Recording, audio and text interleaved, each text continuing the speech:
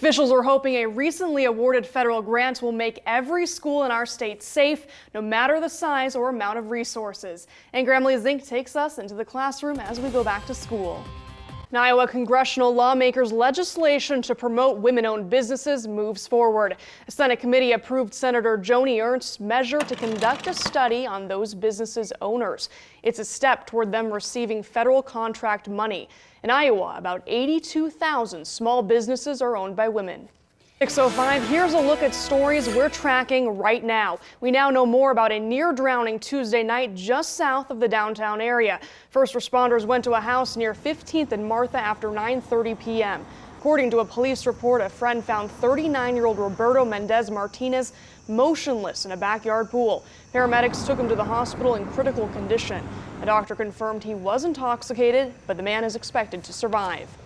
Police ticketed the driver of a motorcycle after smacking into an SUV at 156th and Q last night.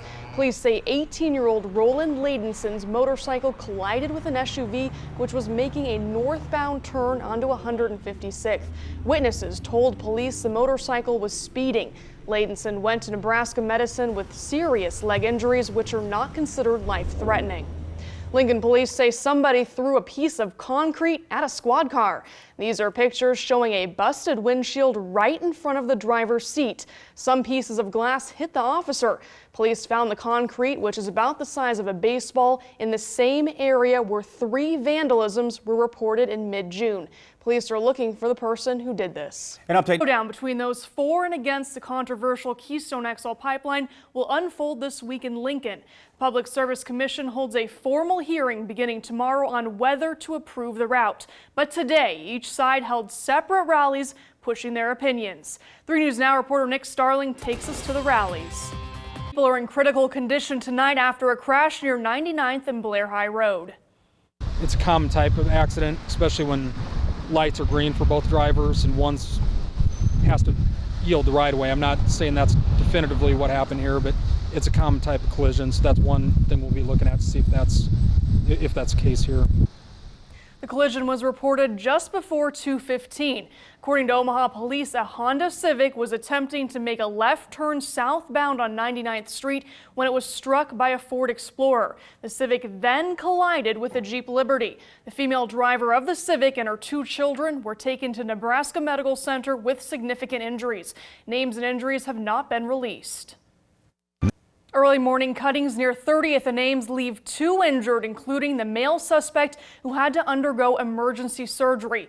Officers responded to the CHI clinic near 24th and Cumming just after 5:30 a.m., where they found a 32-year-old woman who said she was cut during an argument near 30th and Ames. Around the same time, a man arrived at Nebraska Medical Center with cut wounds and had to undergo surgery. Police say the incidents are related and that the man, 36-year-old Marvin Stockdale, is suspected of stabbing the female victim. Police say he'll be booked into jail after release from the hospital.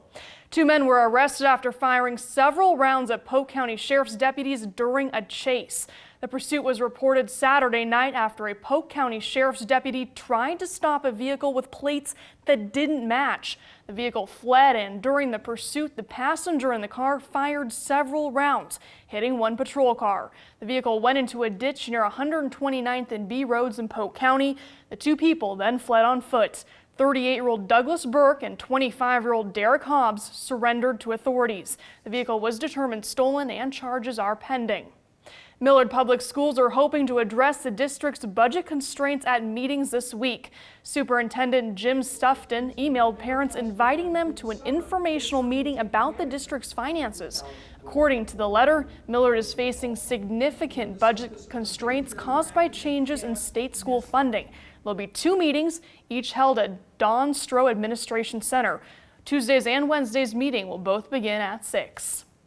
Last week, police athletics wrapped up their baseball season, and today it was soccer's turn. Over 10 years ago, Detective Tony Espejo founded PACE to give at-risk kids a positive activity with the Omaha Police.